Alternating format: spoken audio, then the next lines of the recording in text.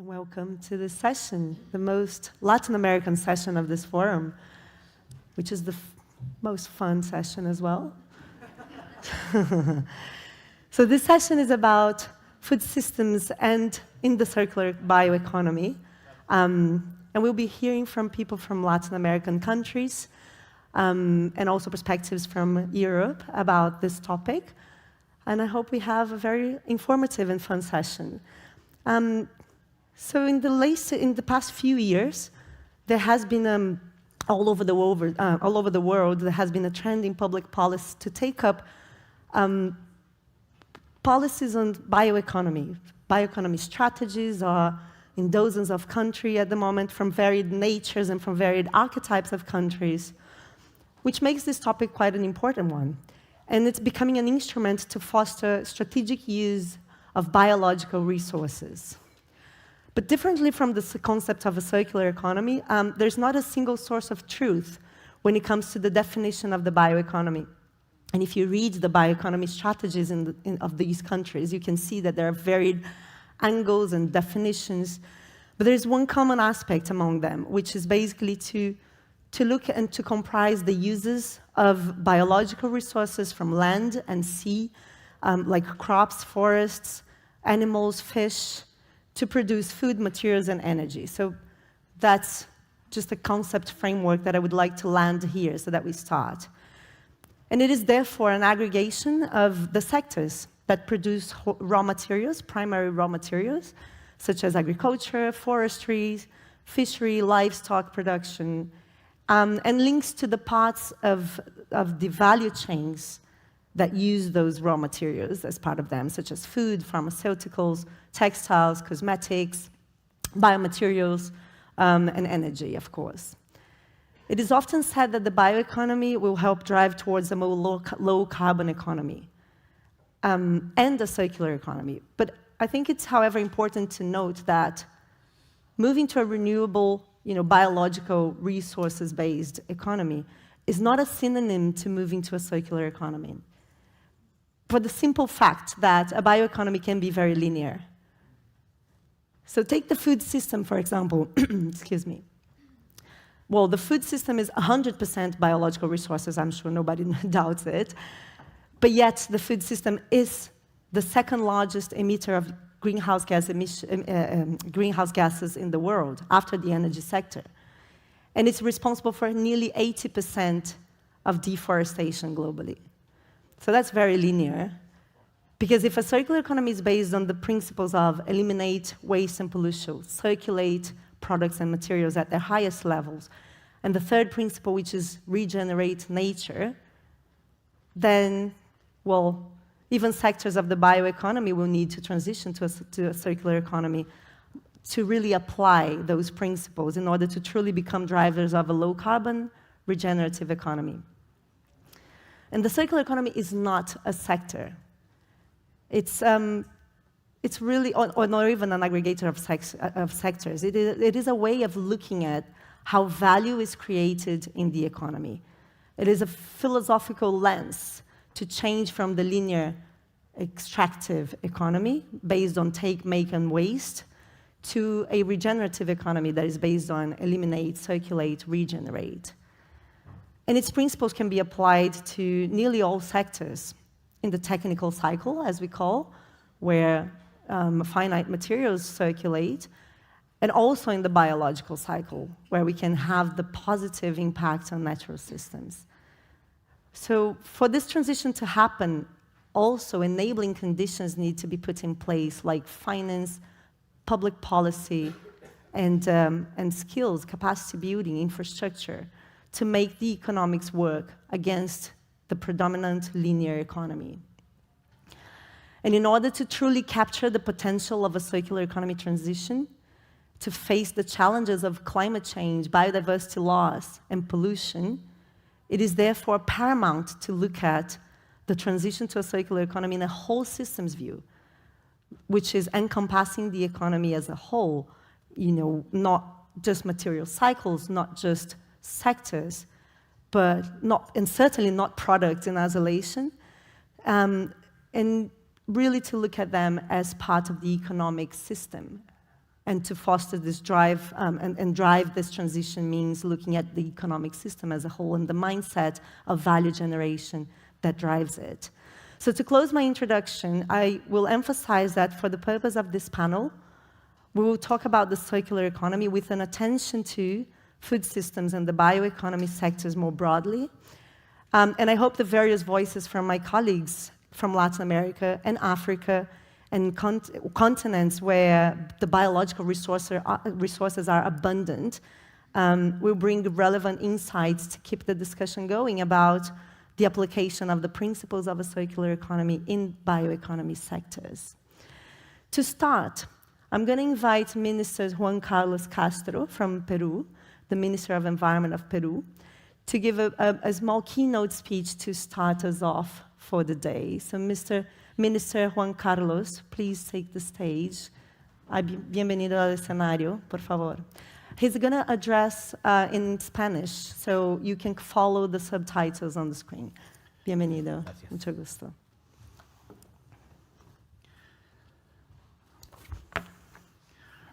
Morning. Gracias, Luisa.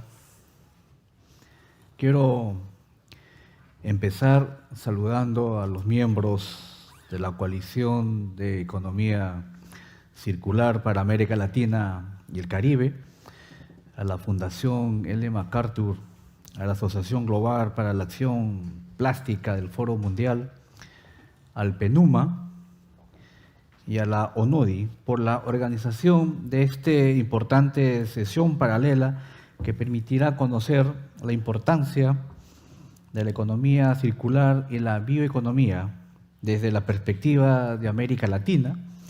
En ese sentido, también quiero saludar a cada uno de los panelistas que hoy nos acompañan y cada uno de los participantes de este evento. Para empezar, quiero contarles sobre el estado de políticas de economía circular que hay en el Perú. A fines del año 2016, Perú introduce la economía circular en la regulación ambiental, ligándola inicialmente a la gestión integral de residuos sólidos. Posteriormente, en el año 2018, la Política Nacional de Competitividad y Productividad del Perú, aprobada por el Ministerio de Economía y Finanzas, reconoce que la transición a la economía circular es una de las principales estrategias para lograr el desarrollo sostenible. En el año 2020, el sector industria aprobó su hoja de ruta sectorial hacia una economía circular, seguido por otros sectores en los siguientes años. Las hojas de ruta hacia una economía circular son los instrumentos utilizados para dirigir la transición de los sectores hacia este nuevo modelo económico, siendo el pionero y de mayor avance el sector industria, seguido por agricultura y pesca. Asimismo, en el año 2021, la economía circular fue integrada como un objetivo específico de la Política Nacional del Ambiente. Luego de más de 7 años, el entendimiento de la economía circular en el Perú evolucionó para relacionarla con el logro de la sostenibilidad en sus 3 dimensiones: ambiental, económico y social, y extendiendo su acción a diferentes sectores y niveles de gobierno con un enfoque territorial. Ante este panorama, al inicio del año 2023, el gobierno peruano tomó la decisión de desarrollar un marco estratégico que establezca la visión país hacia la circularidad y oriente las políticas, normas y prácticas de las actividades económicas a nivel sectorial y territorial para un tránsito efectivo, coherente y coordinado hacia una economía circular en el Perú. Los principales mecanismos del referido marco estratégico son la hoja de ruta nacional de economía circular con un horizonte al 2030, que establecerá el marco para la integración de la economía circular en los sectores y territorios, y la Coalición Nacional de Economía Circular. Sobre la Coalición Nacional de Economía Circular, Perú, País Circular, El gobierno peruano ha venido impulsando la transición a una economía circular con la participación de diversas organizaciones públicas y privadas, la academia y organismos cooperantes. En una reunión realizada el 9 de julio del año 2021, 28 organizaciones expresaron su intención de suscribir el Pacto Peruano por una Economía Circular. Aunque la suscripción del documento no pudo llevarse a cabo debido a la virtualidad por la pandemia del COVID-19, el Ministerio del Ambiente reimpulsó la colaboración con los actores estratégicos y sumó 2 nuevos ministerios y 3 gremios empresariales al pacto. El pacto incluye 8 compromisos y establece la creación de la Coalición Nacional de Economía Circular Perú País Circular, que está conformada por 33 organizaciones. En la primera reunión plenaria de la Coalición Nacional de Economía Circular, el 3 de agosto del año 23, se inició una agenda de trabajo conjunta para implementar los compromisos del pacto y se formalizó con la suscripción del documento. Asimismo, se acordaron las líneas de acción temáticas a partir de las cuales se orientará el trabajo de todos los miembros de la coalición, estableciéndose 5 grupos. Consolidar la institucionalidad de la Coalición Nacional de Economía Circular y Economía Circular del país, fortalecer la normatividad que promueva la economía circular, impulsar la aprobación e implementación de la Hoja de Ruta Nacional de Economía Circular, gestión del conocimiento para el desarrollo y fortalecimiento de capacidades y competencias y identificar e integrar a la economía circular en el territorio. El Ministerio del Ambiente está impulsando la constitución de la coalición como una persona jurídica, sin fines de lucro, para asegurar su sostenibilidad y acelerar la transición circular del país. Sobre la hoja de ruta de economía circular al 2030. La hoja de ruta nacional de economía circular es un instrumento de planificación y orientación de las políticas, normas y prácticas de las actividades económicas a nivel sectorial, territorial, para asegurar una transición justa, efectiva, coherente y coordinada del Perú hacia una economía circular. Su desarrollo es liderado por el Ministerio del Ambiente y busca orientar, ordenar a nivel estratégico la transición circular del Perú. Desde su inicio, este proceso es apoyado por la Delegación de la Unión Europea en Perú y la Agencia Española de Cooperación Internacional para el Desarrollo. El 23 de noviembre del año 2023, el proyecto de la Hoja de Ruta Nacional de Economía Circular fue publicado para consulta pública mediante la resolución ministerial. El anuncio de la publicación se realizó en el marco del 6º Foro Internacional de Economía Circular y la segunda sesión plenaria de la Coalición Nacional de Economía Circular. Actualmente, en coherencia con su enfoque territorial y participativo, se está realizando un proceso de validación a través de talleres macrorregionales en 7 regiones del Perú, de enero a mayo del presente año, y además del acompañamiento de la Coalición Nacional de Economía Circular.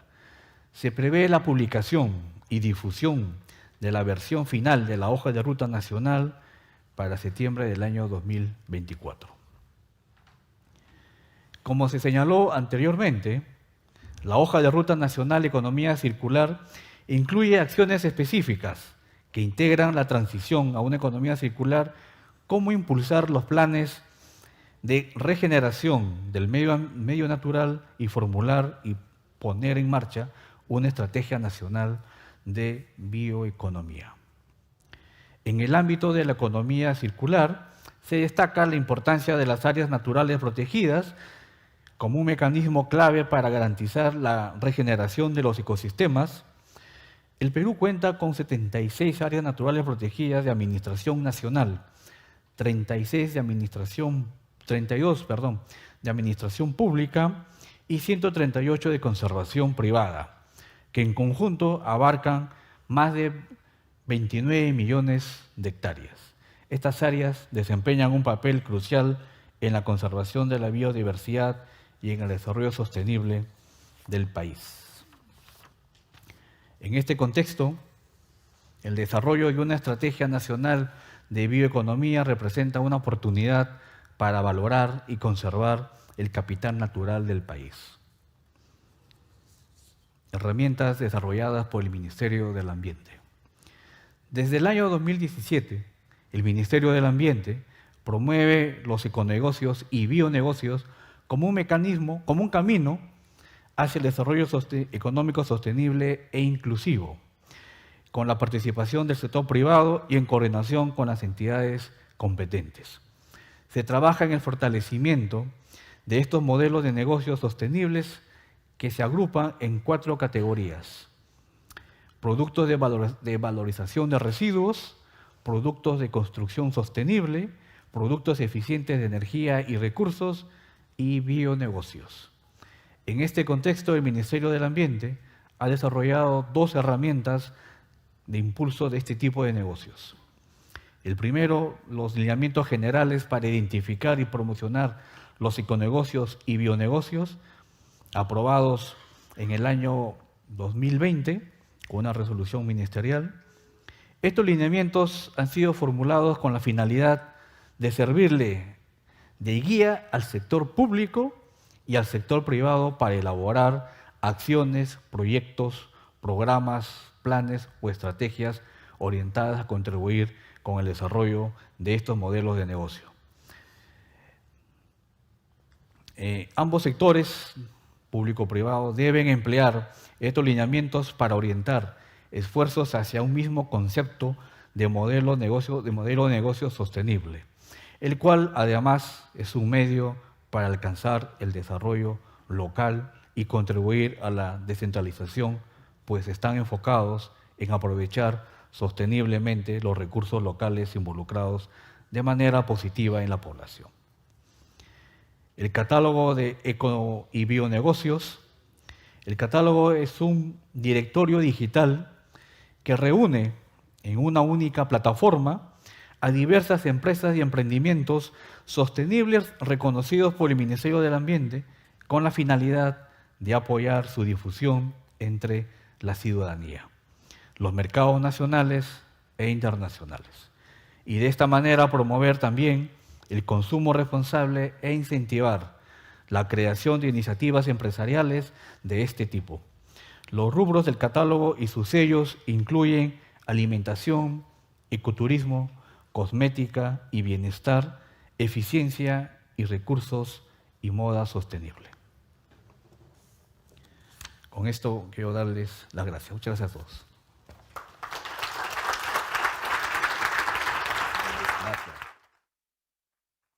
Muchas gracias, Ministro. I now would like to invite my colleagues, panelists, to the stage. So as I call you name by name, you can come over to the stage. Cynthia Cordova, Coordinator of Environmental Economic of the Ministry of Environment and Energy of Costa Rica, and in May, Deputy in Costa Rican Congress as of May this year. Daniel Boerra Lodetti, Deputy General Coordinator for Sustainable Development in the Ministry of Foreign Affairs of Brazil. Jerome Stuckey, Chief of the Circular Economy and Resource Efficiency Unit at UNIDO, Vienna office. Beatriz Cisa, Director within Rwanda's Ministry of Environment from the African Circular Economy Alliance. And Nelson Pereira dos Reis, Vice President of Fiesp, the Federation of Industry of the State of São Paulo in Brazil. Welcome, colleagues. So to open this, I'm going to start with Cynthia. Cynthia, I visited Costa Rica last year for the 3rd time, which I love, by the way. And it was great to see the country's reforestation and conservation efforts. And it's an example for the region and the world, I'm sure. Is the government considering how to link deforestation and conservation efforts and the circular economy? Thank you, Luisa. I appreciate the opportunity to share with you all, and greetings to everyone. Certainly, the commitment of the Costa Rica government to integrating reforestation, conservation, and the circular economy is evident through the vision of the National Bioeconomy Strategy. This vision aims to establish a Costa Rica with sustainable, high-value added production, equitably leveraging to biodiversity and promoting the circular use of the biomass alongside the country's biotechnological progress and knowledge of society. The National Bioeconomy Strategy aligns with global policy frameworks adopted by the country, such as the Agenda 2030, the Convention on Climate Change, and the Convention on Biological Diversity. It's a guide by the fundamental principles as social inclusion, value aggregation, and sustainable development with a social focus on rural development. One strategic axis of this vision in the bioeconomy for rural development. We seek enhanced ecosystem service and sustainable use of the biodiversity resource to try inclusive and sustainable development with low greenhouse emissions. The established lines of action include the sustainable use of the biodiversity and biological corridors, the promotion of ecosystem cyber, bioprospecting, and the economic utilization of the genetic and biochemical resources. These actions aim to ensure the sustainable activities of biological corridors, identify new products with potential of sustainable use, and foster the creation ventures focused on developing sustainable products or service. Given the significance of ecosystem service for agriculture and their relevance to sustainable and circular bioeconomy development, sewage, nutrients, cycle, soil formation, pollination, and biological erosion control, Costa Rica seeks to promote sustainable use and protection of the ecosystem service, including those crucial for agriculture production. The established line of the action are sustainable use of biodiversity and tourism in biological corridors, promotion of the ecosystem service, bioprospecting, and economic utilization of genetic and biochemical resources of biodiversity. The objectives include ensuring to sustainable activities currently carried out in biological corridors, identify new products with potential for sustainable use, especially in indigenous communities, small producers, and women, promoting the creation of ventures focus on the development of the products and services originating in the biological corridors, and developing mechanisms to value products and services originating in biological corridors, promoting the development of agroforestry system and other initiative agro-environmental practice, design economy and no-economic mechanisms to promote relevant ecosystem service in the product sectors, encourage the development of virtues of innovations based on the sustainable use of the biochemical genetics elements of the country's biodiversity, implementing incentives to promote the valorization of biological diversity, strengthening mechanisms for the protection of knowledge of the biochemical and genetic properties. Additionally, various mechanisms have been developed, which we'll discuss further later on. Thank you very much. Thank you. Thank you for showing also the connection between the conservation efforts, the economic sectors, as well as the social angle, which is such an important aspect, as those really rich, abundant places, ecosystems, they often have lots of populations inside them, which is really a very interesting aspect. Jérôme, there are criticisms in Latin America that bioeconomy could be a new facet for unequal relations between northern and southern countries. Southern countries would then become exporters of raw materials, biological raw materials, whereas developed countries in the north would become exporters and producers of industrialized materials. And then what's the UNIDO perspective on that? Well, thanks for the question and thanks for this opportunity.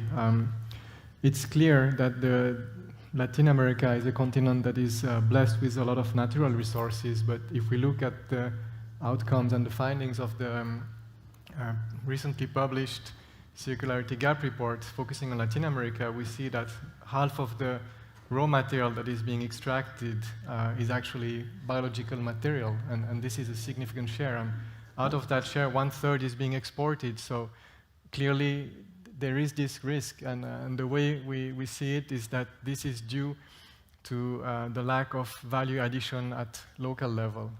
And that's something that at UNIDO we promote. We support the creation of value addition at local level by working on policy strengthening, by building capacity of the private sector mainly, but also of institutions at national level, and of course by also transferring technologies. Overall, the objective that UNIDO is pursuing in that sector is really the minimization of waste generation. So any raw material that is being extracted, biological material, we try to use the value as much as possible. And of course, there will still be some waste. So what we will try to do with this waste is to return it to the nature. And if you allow me to give you concrete examples, you were mentioning the blue economy as part of the bioeconomy. So we have interventions where we are supporting fish processing private sector companies, and currently they are wasting more or less 50% of the waste of their fish. They are cutting the fish, they keep the fillet, and the rest is being wasted. But there are actually a lot of very valuable material there, and you can, for example, produce collagen that is very important for cosmetics or pharmaceutical products. So you can really create a lot of additional value instead of wasting that. And the other example I would like to mention is in a lot of agricultural processes, there are agricultural wastes that are being generated. In some cases, they are just being burned because they take a lot of space, which is a worst practice. And what we do is we are transferring technologies, in that case, pyrolysis. And of course, we are then burning this waste within a contained environment with this pyrolysis. It's generating steam that can be used to help with the processing of the agricultural product, so it's creating additional value. And the leftover of that pyrolysis process is biochar, which is a very important soil enhancer, which has a lot of economic value. So, of course, there is that risk of having this gap between Latin America as an exporter of raw material, biological material, but we really think that there is also great opportunities to create value at the local level to avoid that gap that you were mentioning. That's really great to hear. Thank you, Jérôme. And also, as we take more scale the bioeconomy sectors, the waste generation is also going to be something to be looked at as an economic opportunity. So thank you for sharing that.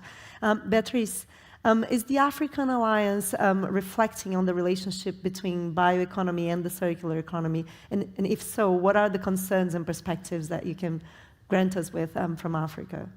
Well, thank you, Luisa. I think the Circular Economy Alliance is well reflecting on both circular economy and bioeconomy as well. But we started by doing this study to understand the baseline on what do we have as circular economy and what are the market opportunity. And the study came up with 5 sectors. Basically, the food system, packaging, built environment, fashion and the textile and electronics. Those were the basics where we saw that at the African continent, I think this will be the opportunity for circularity. And from there, we started programs that could implement actually those different sectors. And of course, with that, we understand with those priority sectors that the Alliance recognized the significance of the bioeconomy within this context. And bioeconomy involving the use of those resources, biological resources, as you said, which may not necessarily be linear, circular. We try to link the two. We try to see in the food system, for example, how do we use regenerative system? How do we use it, but at the same time considering the circular principle? So this was one of them. But some concerns and maybe perspectives that might be relevant to discuss and to see how the circular economy, Africa, and bioeconomy can be linked in different ways, I can say. One will be policy and governance. So policy and governance comes with how do we close the gap in regulations? How do we put in place policies that embrace the circular economy, but at the same time recognizing that bioeconomy needs to be circular at the same time? We have regulations, we have policies, but not all countries have same policies, not all countries have same regulations. So at the Alliance point of view, we're working on that aspect to see how do we, not harmonizing policies for all countries, but how do we at least come up with policies that recognize the interlink between those two, but also in the context of the four priority areas that I stated earlier. Another aspect is resource scarcity. Africa is rich in natural resources, we know, same as the Latin America. So exploiting it in a linear way would be going into bioeconomy, yes, but are we going to use it endlessly? It's scarce resource, we have it, but we take, we make, and what next? So circular economy has to come in, and we need to see how, with our natural resources, with our rich resources, we utilize it in a renewable world, and we use it in the way that the biological resources that we are using, we keep them in the system, we keep using them in the system. And another aspect would be the environmental sustainability.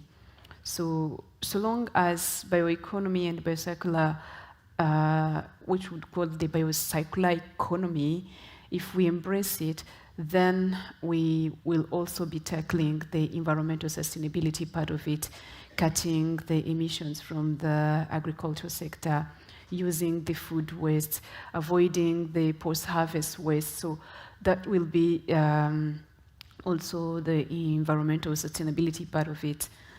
Another aspect will be economic development, which to us we see like embracing the bioeconomy within the circular framework will help us to grow, to create green jobs, and to bring up different employment in this context, and thus contributing to the economic development of countries. And lastly, I would mention also the technology part of it and innovation. So leveraging all the advantages of the circular economy and bioeconomy, I think we need also to see how we bring in the technology and innovation part of it, like the biomimic and all other technologies, but also bearing in mind that this comes with all other consequences and concerns.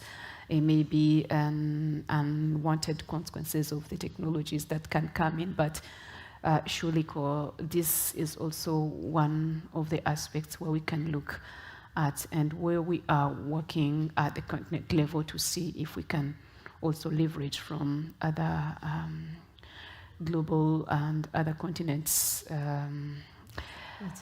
perspectives as well. You touched upon such an important aspect, which is to look at the bioeconomy with a circular economy lens, especially in the regenerative production, when you look at regenerative production systems, because that will create the longevity of that model, and it can become a driver for, as you said, development, generating jobs, growth of industry, applying technology. So that's such an important aspect. Thank you for bringing this up. And also the complexity about leading, I think it's 44 countries in Africa, so the African Alliance. Something. Yeah, we have 33 countries in Latin America and Caribbean. And the Latin American and Caribbean Circular Economy Coalition also deals with that complexity. And I think that's a major and important effort, so well done for doing that. I'm going to now go to Brazil, my home country, Brazil. We have two Brazilian representatives here. So Nelson, I'm going to start off with you. From an industry perspective, because you represent an industry federation here, how do you see the Brazilian environmental legislation, and how can it foster adequate use of the natural and biological resources for the food production systems? What's your perspective on that? Thank you, Luisa.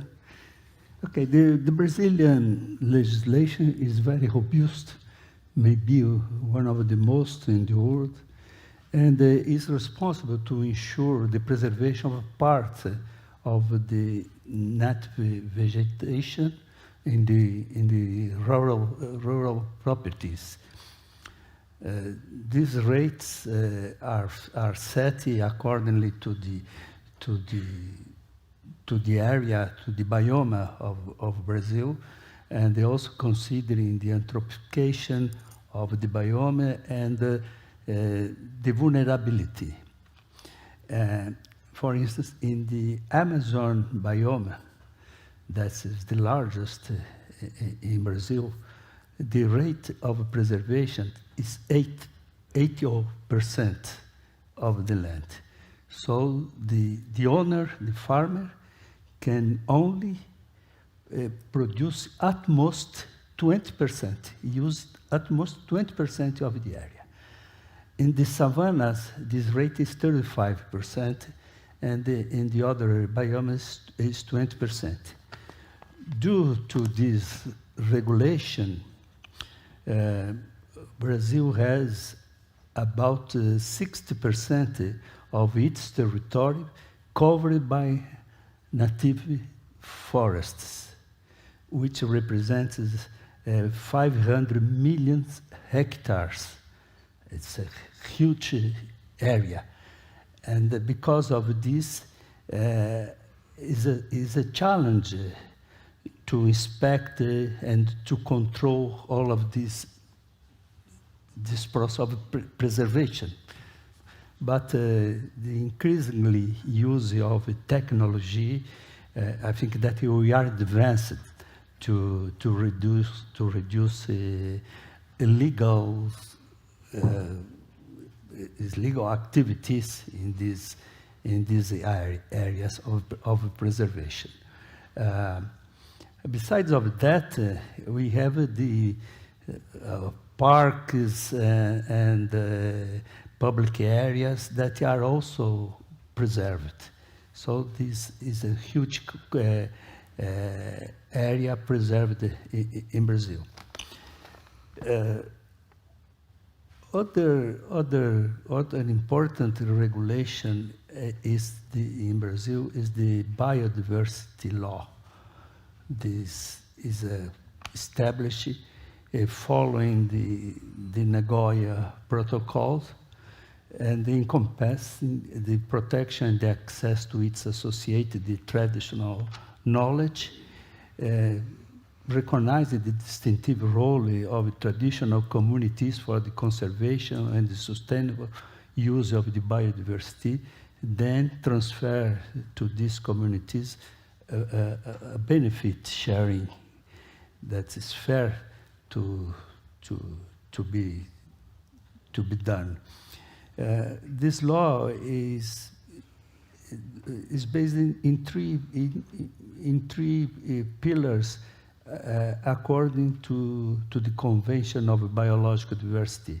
Conservation of the biodiversity, sustainable use, that's very important to use this biodiversity in the way to keep it a protection, the area where they are, and the fair and equitable sharing of benefits arising from the use of this biodiversity. So the legislation in Brazil, I think that is very comprehensive, is very ample to protect a sustainable food production. Thank you. Thank you for sharing that and to give a view of this complementary between more environmental legislation as well as the biodiversity and the productive uses of it, considering, again, the social and the populations angle that Cynthia mentioned before. Danielle, from the Ministry of External Affairs and in Brazil, the concept of circular bioeconomy, as it says in the topic of in the title of our session, raised some concerns in the negotiations of the resolution on circular economy earlier this year, as you were in the center of that discussion in the last UN Assembly. What is the Brazilian government's perspective on this? Thank you, Luisa, and thank you for organizing this important panel. I'm not sure his mic is working, is it? Oh, No, it's not. There you go. Yes, Yes, okay, thank you. So thank you for organizing this important panel. Yes, that's a very important question, and actually it's behind all of the international events Brazil is trying to host this year, next year, and next month, for which you are all welcome in Brazil. We think that we still need time to discuss, because related to bioeconomy, we do not have a multilateral agreed concept on that. And for Brazil, that's really important. As described in Nelson, my colleague from Brazil, we have so many milestones related to this sustainable development area, and we have so much potential related to bioeconomy in Brazil. But as another way, we also have some work going on in circular economy, and we think these are two important tools to achieve sustainable consumption production patterns, which is SDG 12, and actually was created in Rio Plus 20 in Brazil. So our idea as diplomats negotiating these transversal topics related to sustainable development is to try to bring to the fore the importance of debating openly at G20, at COP, at BRICS Plus, and some other events we are hosting in Brazil, because we see there is room for consensus on that, but we still see we need to debate together. So from a Brazilian point of view, we are already using bioeconomy, and we are also using circular economy. But we see them as complementary concepts, not as a one sole concept, as you said in your introduction for this panel. So Brazil is hosting this year so many events, and next year with this objective, to debate the concepts and to see how are the ways we have to address the challenge we have today, the environmental challenge, but also social and economic challenge. Perfect, thank you. And the G20 presidency of Brazil has the Bioeconomy Initiative, which is one of the important drivers for this. So thank you for sharing that very clearly. Going back to Cynthia, and I'm going to do a little bit of maths here. We have 20 minutes. We have 1, 2, 3, 4, 5 panelists. So you have less than 4 minutes. 3 minutes, I'll give you all for the next answer. Cynthia, going to you now. So despite having a smaller territory, Costa Rica is chiquita, small and beautiful. I advise everyone go there. And compared to other countries in the region like Brazil, which is a continent, Costa Rica has an immense biodiversity, as we know. And how is the government planning to protect this biodiversity while also promoting circular businesses based on the bioeconomy? Thank you, Luisa. There are several initiatives I would like to discuss. Firstly, we are aware that metrics are crucial for the showcasing the country's efforts. Today, we know that approximately 80% of Costa Rica physical export consists of biomass, underscoring the importance of the measuring and the contribution of the bioeconomy to the country. Hence, within the Costa Rica National Concilium of the Environmental Accounts, the first environmental accounts of bioeconomy was created. It enabled us to state, among other things, that the bioeconomy generates 17% of the country's total employment, accounts for 90.5% of the production on basic price,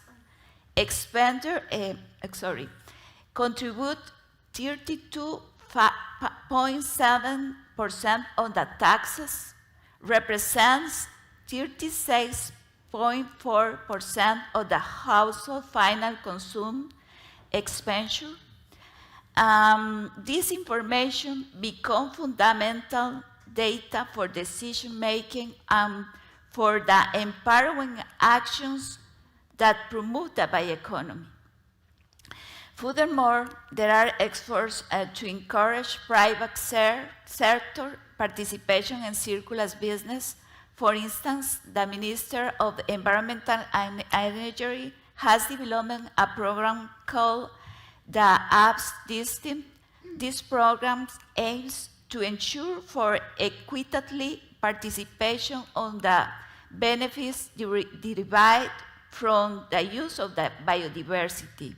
Many of its beneficiaries have a focus on the circular bioeconomy. The benefits are value of the companies to employment environmentally and socio-economic sustainable process. And another initiative is the Sustainable Agro-Landscape and the Zero Deforestation brand. This proposal promoted at the country brand Zero Deforestation, encompassing sustainable production from the zero landscape deforestation. We actions focus on agriculture diversification, agriculture on livestock technification, and reduction of greenhouse gas emissions. It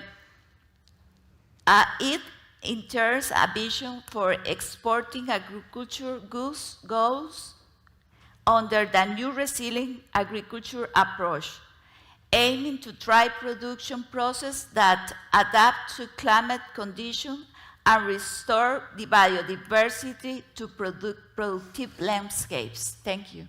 Thank you, Cynthia. Jérôme, the industry has often focused on what we call it the Ellen MacArthur Foundation, the technical cycle, manufacturing, production. But looking much more, and you see that in regulations even of circular economy, some regulations only focusing on the technical cycle, the manufacturing system per se. How can it be encouraged to pay more attention to the biological cycle and bioeconomy as an input or even value chains on that?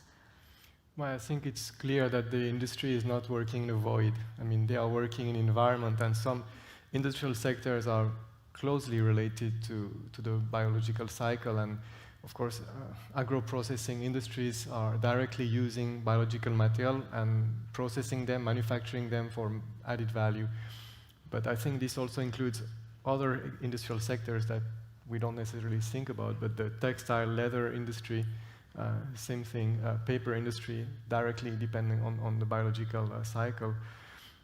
I would like to add that there are also some other industrial sectors that are relatively important, such as the construction sector, that depends on biological material, as well as other important sectors, such as the pharmaceutical sector. So clearly, there is a strong link between, as you were mentioning, the technical material type of sector, but also the biological sector. One thing that UNIDO does, despite the fact that there is clearly this link, is to emphasize it, to communicate, to advocate and to remind the industries that clearly that they are depending on the biological cycle. I think some industries are already much aware of it because of the impact that climate change has now on their operations, but it's the same for other elements of the natural cycle. And in addition to raising awareness, we also have tools to estimate the economic value of the positive externalities. And I think that that's a very important tool because for the private sector, for industries, despite all the commitments, the financial bottom line remains the main driver. So to be able to evaluate the economic value of these positive externalities is very, very important. I would just like to finish also with maybe a pledge to policymakers, because I see that there are also some current policies that were designed with something positive in mind, but are now preventing somehow the circularity. And I will take an example of the wastewater treatment plant. Like a lot of industries have wastewater treatment plants, and once the water is treated, there is sludge. And this is where all the biological material is ending from the wastewater. And some countries have this legislation that says the sludge, whatever the content, whatever the quality, needs to be disposed of or incinerated. But actually there is, of course, you have to make sure that there are no harmful substances in that sludge, but there are also a lot of nutrients that can be reused to fertilize the soil and somehow close this biological loop. So I think that's also something to remember, is that while the industries has to acknowledge that they are depending on the biological cycle, it is also important to remove some of the barriers that we have currently in the legislative framework of some countries that are preventing the closing this biological loop from the industrial part. Absolutely. Regulations were designed with a linear mindset, so we definitely need to accompany the transition of the industry to policy that actually enables that transition at scale and make the circular economy the norm rather than the exception. So thank you for saying that, Jerome. Beatriz, one commonality between the African and Latin American Caribbean regions is the contribution that SMEs, small and medium enterprises, make to the economy. How are SMEs within the food systems area supported to adopt circularity in their models in Africa? And can you give an example or a case study of the Rwanda Food Systems, which I know that is really, Rwanda Food Systems project, sorry, which I know is very successful, including how policies are being influenced through the project? Mm-hmm. Well, when it comes about food system, I think for us it's a very key concept, because particularly for the case of Rwanda, if I may put it this way, our population, like 60%, depend on the agriculture, which means food system is very key. And the same agriculture contributes to around 33% of our GDP, which means it's also driving the economic growth of the country. So it's very important that we put an emphasis on the sector. Coming back to the food system projects, within the Africa Circular Alliance, we have different work streams. And Rwanda, we are chairing this work stream on food system. And within that, we came up with a project which is implemented by different partners. Well, the ministry coordinating, but we have the WRI implementing, we have the Africa Circular Economy Network and the Circular Economy Alliance itself, and other partners implementing together. So typically it's a project where we bring together small and medium enterprises that are implementing the food system in either value chain of it.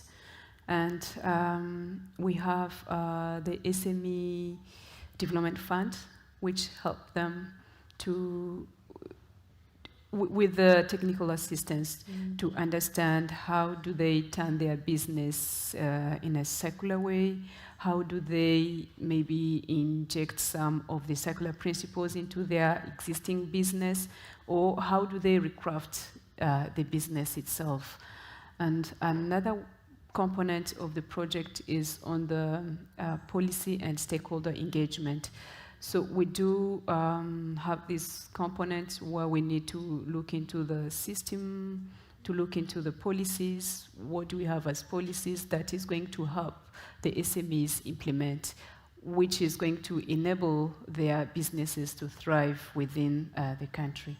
And also the stakeholder engagement, where we do matchmaking of different projects to understand if one project is working in a given area, how do we make it with another stakeholder who is also working to learn from each other and to basically exchange and get the benefits from each other.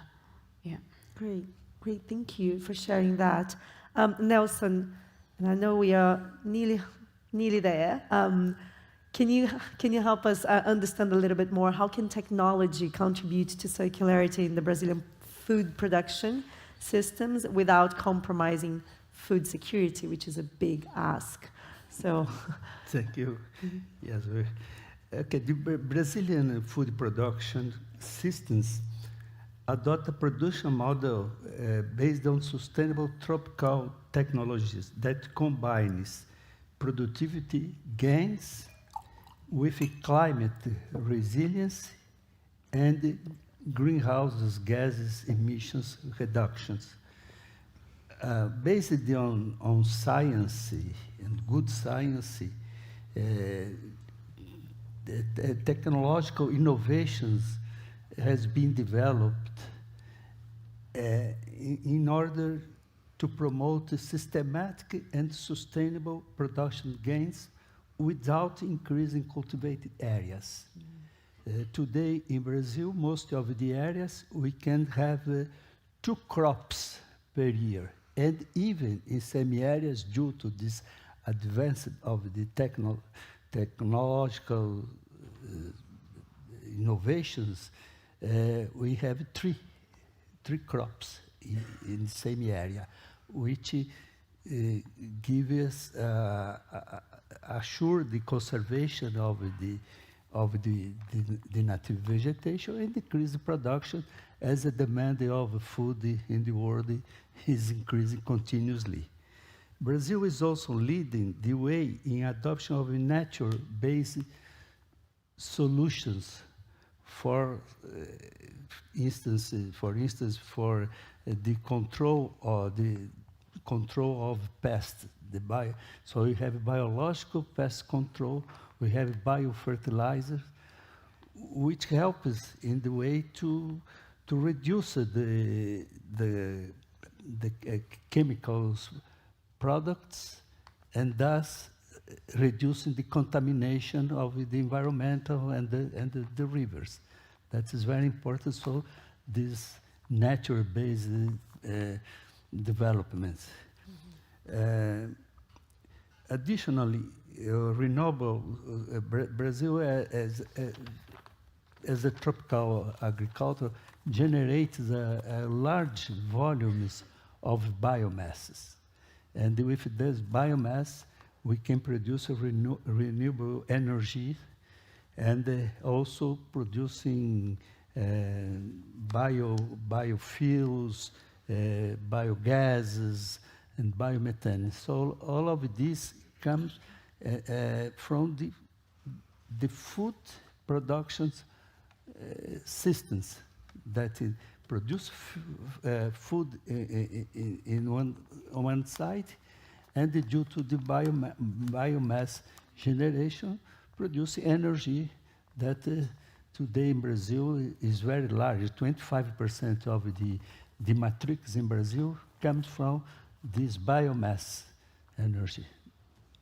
Thank you. So really, I like the point you touched about using nature's intelligence to make nature thrive with the inputs, the biological inputs to replace chemical inputs. Thank you for sharing that.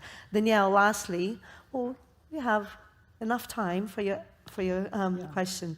So Brazil is in a leadership position currently in important forums at the moment. The G20, as we mentioned, the BRICS Plus, COP30 next year, which will be in the center, in the heart of the Amazon forest. How does Brazil intend to strengthen the circular economy agenda in these forums? And maybe if you have the time to elucidate a little bit on how the circular economy is unfolding in Brazilian regulation currently in this current administration, after a period of silence in the Brazilian government for the circular economy topic, now it's taking a leadership position in the region. So helpful if you can also elucidate that. Thank you, Daniel. Thank you. So it's too many events, so I still have my list here, so not to forget any of them. But beginning with the last question, we have developed our national policy on circular economy. It has been approved by the Senate, and it's been discussed at the other Chamber of Deputies. We are currently developing our national strategy on circular economy. So we are building these important instruments for our national internal policies, public policies on this topic.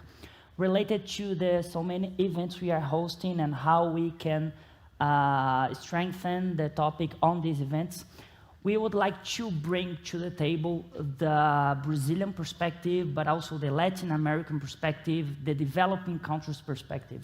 And what's that? That's to understand sustainable development in its 3 dimensions. So for us, as developing countries, it's important also to tackle economic and social challenges.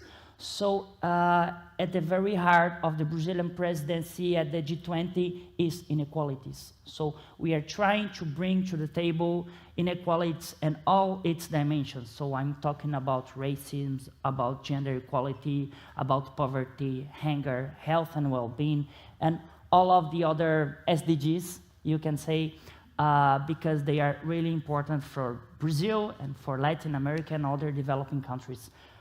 So we'd like to present the world this challenge we have to face and to debate with the world how we can tackle them together, because we think it's important to tackle environmental but also the other challenges.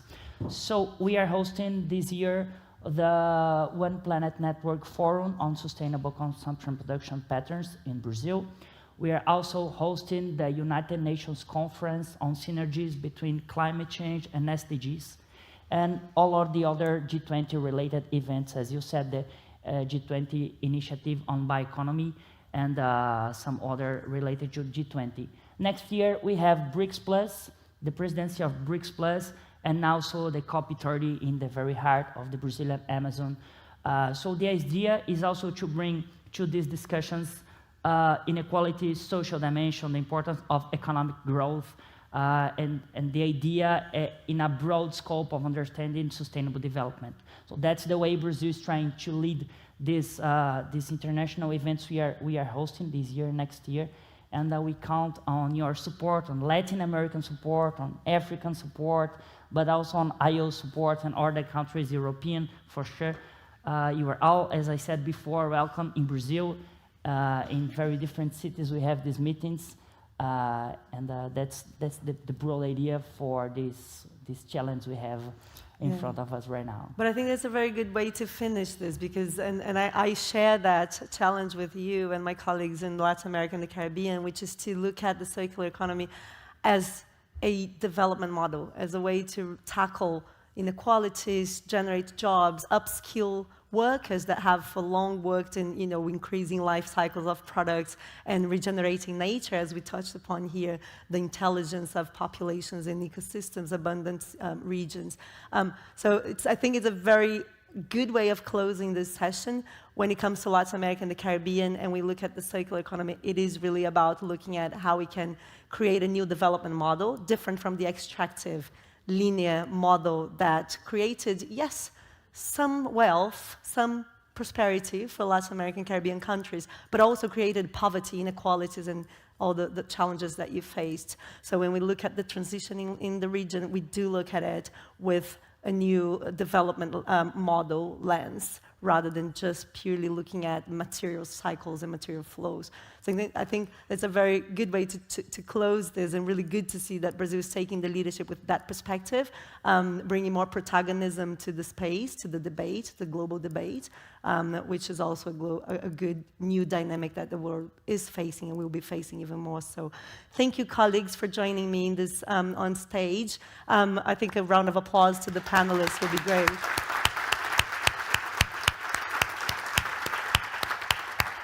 And thank you all for being here as well. I hope you have a great day ahead of us. Thank you.